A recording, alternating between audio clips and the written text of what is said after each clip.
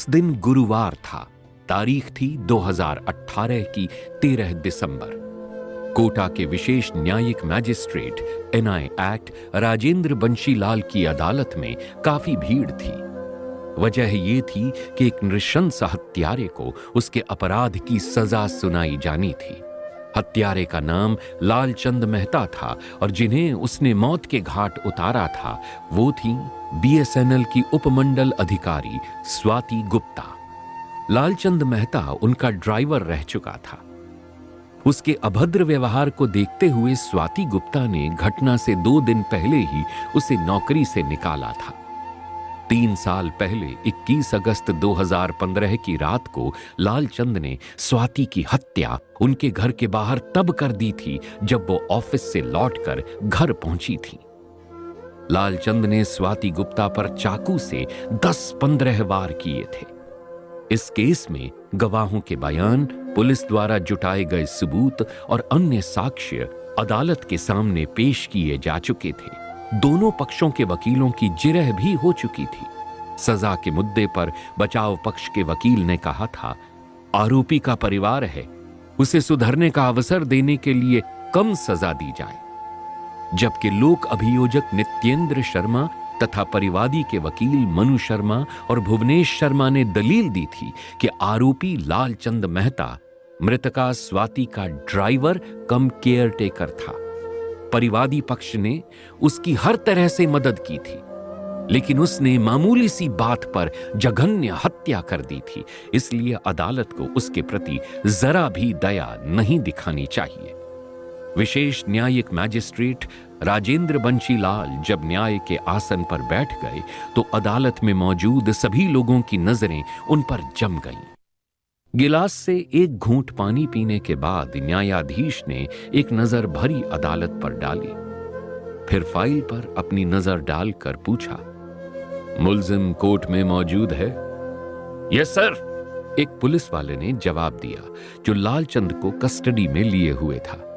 न्यायाधीश राजेंद्र बंशीलाल ने अपने 49 पेजों के फैसले की फाइल पलटते हुए कहना शुरू किया, अदालत ने इस केस के सभी गवाहों को गंभीरतापूर्वक सुना, प्रस्तुत किए गए साक्ष्यों को कानून की कसौटी पर परखा, जाना, समझा, बचाव पक्ष और अभियोजन पक्ष की सभी दलीलों को सुना, तकनीकी साक्ष्यों का गहन अध्ययन किया।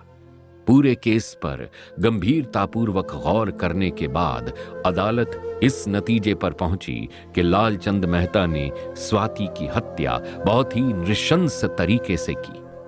यहां तक कि जब उसका चाकू हड्डियों में अटक गया तब भी उसने चाकू को जोरों से खींच कर निकाला और फिर वार किए।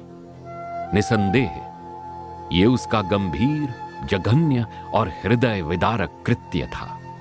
इस केस का निर्णय जानने से पहले आइए जान लें कि 35 वर्षीय गजेटेड ऑफिसर स्वाति गुप्ता को अपनी जान आखिर क्यों गंवानी पड़ी। बुधवार 20 अगस्त 2015 को रिमझिम बरसात हो रही थी। रात गहरा चुकी थी और तकरीबन 9 बज चुके थे। बूंदाबांदी तब भी जारी थी। घटाटोप आकाश को देखकर लगता था कि देर सवेर तूफानी बारिश होगी। कोटा शहर के आखिरी छोर पर बसे उपनगर आरके पुरम के थाना प्रभारी जयप्रकाश बेनीवाल तूफानी रात के अंदेशे में अपने सहायकों से रात्रि गश्त को टालने के बारे में विचार कर रहे थे कि तभी टेलीफोन की घंटी से उनका ध्यान बंट गया। उन्होंने रिसीवर उठाया तो दूसरी तरफ से भर्राई हुई आवाज आई, सर, मेरा नाम दीपेंद्र गुप्ता है। मेरी पत्नी स्वाति गुप्ता का कत्ल हो गया है। हत्यारा मेरा ड्राइवर कम केयर टेकर रह चुका लालचंद मेहता है। हत्या की खबर सुनते ही थाना प्रभारी के चेहरे का रंग बदल गया। उन्होंने पूछा, आप अपना पता बताइए। जी, E25 सेक्टर कॉलोनी आरके पुरम। ठीक है, मैं फौरन पहुंच रहा हूं। कहते हुए थाना प्रभारी ने फोन को डिस्कनेक्ट कर दिया। बेनीवाल पुलिस फोर्स के साथ उसी वक्त घटना स्थल की तरफ रवाना हो गए। उस समय रात के करीब 9:30 बज रहे थे। थाना प्रभारी बेनीवाल अपनी टीम के साथ 15 मिनट में दीपेंद्र गुप्ता के आवास पर पहुंच गए। उनके घर के बाहर भारी भीड़ लगी हुई थी। बेनीवाल की जिप्सी आवास के मेन गेट पर पहुंची। जिप्सी से उतरकर जैसे ही वो आगे बढ़े तो एकाएक उनके पैर खुद ब खुद ठिठक गए। गेट पर खून ही खून फैला था। उन्होंने बालकनी की तरफ नजर दौड़ाई तो व्हीलचेयर पर बैठे एक व्यक्ति को लोग संभालने की कोशिश कर रहे थे, जो बुरी तरह बिलख रहा था। स्थिति का जायजा लेने के बाद थाना प्रभारी बेनीवाल ने फोन करके एसपी सवाई सिंह गोदारा को वारदात की सूचना दे दी। इससे पहले कि बेनीवाल तहकीकात शुरू करते, एसपी तथा अन्य उच्चाधिकारी फोटोग्राफर व फिंगरप्रिंट एक्सपर्ट के साथ वहां पहुंच गए। एसपी सवाई सिंह गोदारा और उच्च अधिकारियों के साथ थाना प्रभारी बेनीवाल बैल्कनी में व्हीलचेयर पर बैठे बिलखते हुए व्यक्ति के पास गए। पता चला कि दीपेंद्र गुप्ता उन्हीं का नाम था। बेनीवाल के ढाढ़स बंधाने के बाद उन्होंने बताया, सर वो फोन मैंने ही किया था। दीपेंद्र गुप्ता ने उन्हें बताया कि उसकी पत्नी स्वाति गुप्ता बीएसएनएल कंपनी में उपमंडल अधिकारी थी। लगभग 9 बजे वो कार से घर लौटी थी। जब वो मेन गेट को बंद करने गई, तभी अचानक वहां छिपा बैठा उनका पूर्व ड्राइवर लालचंद मेहता चाकू लेकर स्वाति पर टूट पड़ा और तब तक चाकू से ताबड़तोड़ वार करता रहा जब तक स्वाति के प्राण नहीं निकल गए। चीखती चिल्लाती स्वाति लहूलुहान होकर जमीन पर गिर पड़ी। दीपेंद्र की रुलाई फूट पड़ी। उसने सुबकते हुए कहा, अपाहिज होने के कारण मैं अपनी पत्नी को हत्यारे से नहीं बचा सका। बादलों की गड़गड़ाहट में हालांकि स्वाति की चीख पुकार और मेरा शोर भले ही दब गया था, लेकिन जिन्होंने सुना वे दौड़ कर पहुंचे, लेकिन तब तक लालचंद भाग चुका था।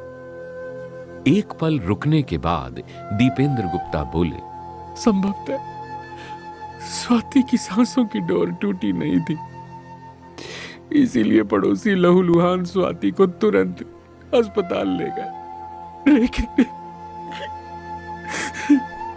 कहते कहते दीपेंद्र का गला फिर रुंध गया। स्वाति को बचाया नहीं जा सका।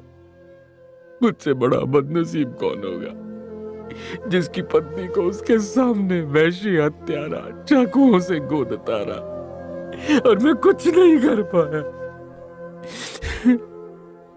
वैश्य हत्यारे की करतूत और लाचार पति की बेबसी पर एक बार तो पुलिस अधिकारियों के दिल में भी हूक उठी।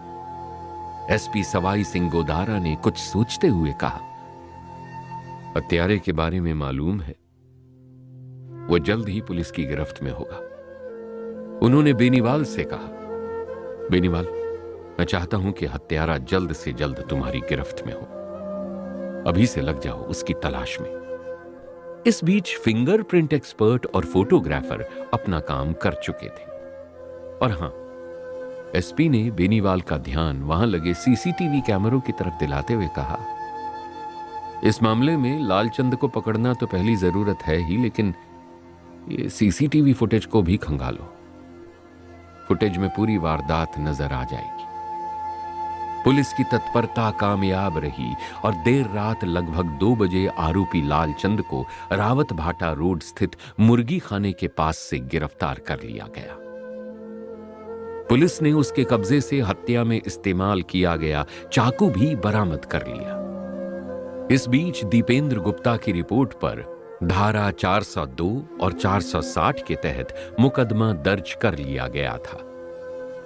गुप्ता परिवार ने खुद पाला था मौत देने वाले को। मौके पर की गई पूछताछ के बाद पुलिस ने स्वाति गुप्ता की लाश मोर्चुरी भिजवा दी। पोस्टमार्टम के बाद स्वाति का शव अंत्येष्टि के लिए घर वालों को सौंप दिया गया। पुलिस के लिए अहम सवाल यह था कि आखिर इतनी हिंसक मनोवृत्ति के व्यक्ति को दीपेंद्र गुप्ता ने ड्राइवर जैसे जिम्मेदार पद पर कैसे नौकरी पर रख लिया। लालचंद पिछले 20 सालों से दीपेंद्र गुप्ता के यहां नौकरी कर रहा था। आखिर उसे किसकी सिफारिश पर नौकरी दी गई थी? पुलिस ने यह सवाल दीपेंद्र गुप्ता से पूछा। उस आदमी के बारे में तो अब मुझे कुछ याद नहीं रहा, दीपेंद्र गुप्ता ने कहा, उसका कोई रिश्तेदार था जिसके कहने पर मैंने लालचंद को अपने यहां नौकरी पर रखा था। स्वाति गुप्ता उपमंडल अधिकारी थी जिनका अच्छा खासा वेतन घर में आता था। इसके अलावा गुप्ता ने अपने आवास के एक बड़े हिस्से को किराए पर भी दे दिया, जिससे मोटी रकम मिलती थी।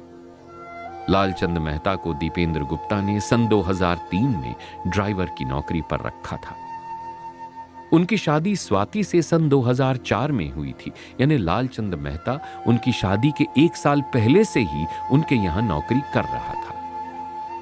दीपेंद्र गुप्ता के व्हीलचेयर पर आने के बाद लालचंद सिर्फ ड्राइवर ही नहीं रहा, बल्कि गुप्ता का केयरटेकर भी बन गया। एक तरह से अब दीपेंद्र गुप्ता लालचंद पर निर्भर हो गए थे और लालचंद ने उनकी इस लाचारी का फायदा उठाया। वो शराब पीकर घर आने लगा था, गुप्ता के सामने ही स्वाति से बदतमीजी से पेश आने लगा था। अब वो पैसे भी दबाव के साथ मांगने लगा था। उस पर गुप्ता की इतनी रकम उधार हो गई थी कि अपनी 2 सालों की तनख्वाह से भी वो नहीं चुका सकता था। उसकी दाब धौंस 20 अगस्त 2015 को दीपेंद्र गुप्ता के सामने आई। उस समय वो दारू के नशे में धुत था, उसकी आंखें चढ़ी हुई थीं और स्वाति से अनाप शनाप बोलकर पैसे ऐंठने पर वो उतारू था। आजिज़ आकर स्वाति ने डांटा था लालचंद को, क्योंकि पानी सिर से गुजर चुका था। इससे पहले कि गुप्ता कुछ कह पाते, स्वाति ने उसे 2 टूक लफ्जों में कह दिया, तुम्हें इतना पैसा दिया जा चुका है कि तुम 7 जन्म तक नहीं उतार सकते। तुम परिवार की जरूरतों के बहाने पैसे मांगते हो और दारू में उड़ा देते हो। फौरन यहां से निकल जाओ और आइंदा यहां का रुख भी मत करना। एसपी सवाई सिंह गोदारा ने इस मामले की सूक्ष्मता से जांच कराई। इस केस में चश्मदीद गवाह कोई नहीं था, लेकिन तकनीकी साक्ष्य इतने मजबूत थे कि उन्हीं की बदौलत केस मृत्यु दंड की सजा तक पहुंच पाया। घर में लगे सीसीटीवी कैमरों में पूरी वारदात की फुटेज मिल गई थी, जिसमें लालचंद स्वाति गुप्ता पर चाकू से वार करता हुआ साफ दिखाई दे रहा था।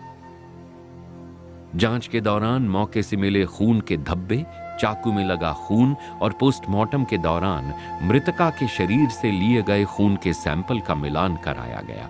मौके से मिले फुटप्रिंट का भी आरोपी के फुटप्रिंट से मिलान कराया गया और इन सारे सबूतों को अदालत ने सही माना। न्यायाधीश राजेंद्र बंशीलाल ने सारे सबूतों, गवाहों और दोनों पक्षों के वकीलों की जिरह को सुनने के बाद 49 पेज का फैसला तैयार किया था। अभियुक्त लालचंद को दोषी पहले ही करार दे दिया गया था। 13 दिसंबर 2018 को उसे सजा सुनाई जानी थी। न्यायाधीश ने अपना फैसला सुनाते हुए कहा, इसमें कोई 2 राय नहीं कि लालचंद मेहता ने जिस तरह स्वाति की जघन्य हत्या की वो रेयरेस्ट ऑफ रेयर की श्रेणी में आता है। लेकिन इसके साथ ही हमें यह भी देखना होगा कि उसने केवल स्वाति की हत्या ही नहीं की, बल्कि अपाहिज दीपेंद्र गुप्ता का सहारा भी छीन लिया।